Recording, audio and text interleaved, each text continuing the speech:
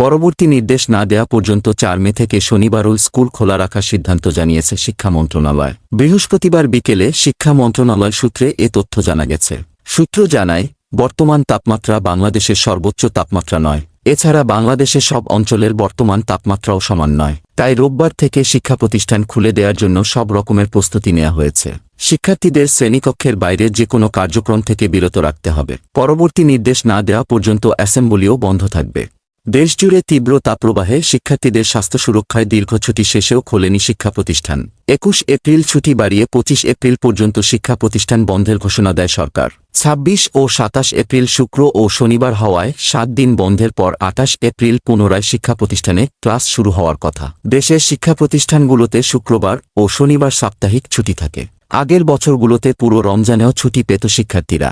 এবার রোজায় স্কুল খোলা থাকা না থাকা নিয়ে আদালত পর্যন্ত গড়া নয়। বিতর্ক এড়াতে শনিবারও স্কুল খোলা রাখার ইঙ্গিত দিয়েছিলেন শিক্ষামন্ত্রী মহিবুল হাসান চৌধুরী নওফেল।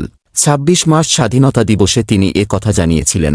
আগামী বছরের কথা উল্লেখ করলেও অবশেষে ৪ মে থেকে সেই ইঙ্গিত সত্যি হচ্ছে।